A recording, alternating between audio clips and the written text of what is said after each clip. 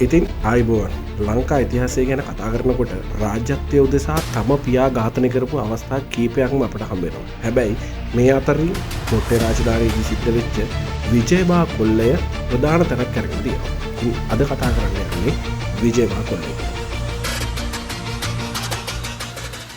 1521 කෝට්ටේ රාජධානියේ රජකම් කරන 6 වෙනි විජයබාහු රජුරෝ මේ කතාවේ කතානායක බවට පත් වෙලා තියෙනවා. ඉතිහාස කරුණු වලට අනුව නම් විජයබාහු රජුරෝ කියන්නේ පෘතුගීසීන් සමග දැඩි යුද ප්‍රතිපත්තිය හිටපු රජ කෙනෙක්. මේ කතාවේ තවත් ප්‍රධාන චරිත 3ක් ඉන්නවා. වුණකබාහු, රයිගම් වණ්ඩාර වගේම මායාදුන්න කුමාරයා. මේ විජයබාහු රජුරුවන්ගේ වැඩිමහල් පුත්තු 3 දෙනා. කාලයත් එක්ක වයස්ගත විජයබාහු රජුරුවෝ නැවත විවාහයක් කරගන්නවා කීරවැල්ල පෙළපතට අයිති කුමාරිකාවත් එක්ක. ඉතිහාසය දිහා බලනකොට මේ තමා විජයබා කොල්ලේ ආරම්භය. මොකද පසුකාලීනව කීරවැල්ල කුමරියගේ පුත්‍රයාට රජකම් බාර දෙන්න මොවුන් උත්සාහ කරනවා. මේ සඳහා විජයබා රජුරුව තමන්ගේ වැඩිමහල් පුතුන් ඝාතන සැලැස්මක් ක්‍රියාත්මක කර බව ඉතිහාස ලේඛක කුවෙරොස් සඳහන් කරලා තියෙනවා. ෆර්නෑන්ඩෝ ඩි කුවෙරොස් පෘතුගීසි ජාතිකයෙක්.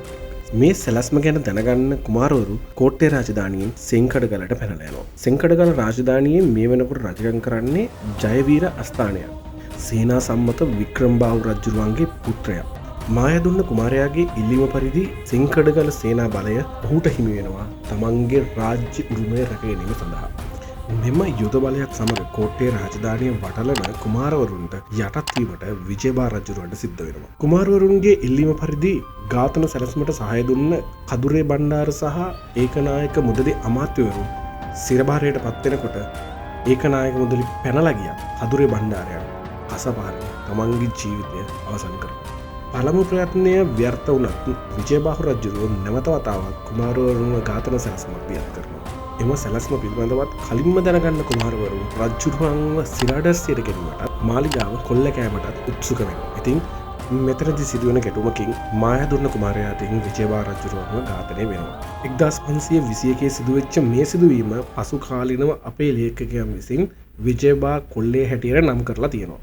ඔය තමා පොත්පත්වල සඳහන් වෙලා තියෙන විජයබා කොල්ලේ කතාව. හැබැයි මේ කතාව දිහා බලන් යනකොට මගේ පෞද්ගලික මතය නම් මෙතන ගොඩාක් ලොකු පොලිටිකල් ගේම් එකක් ගියා කියන එක. ඒ මගේ පෞද්ගලික මතය. ඔය කට්ටියගේ අදහස මොකද්ද? ඒක කමෙන්ට් එකකින් දාගෙන යන්න. එහෙනම් තවත් මේ වගේ වීඩියෝ එකකින් හම්බෙමු. එතකන් සියලු දෙනාටම තෙරුවන්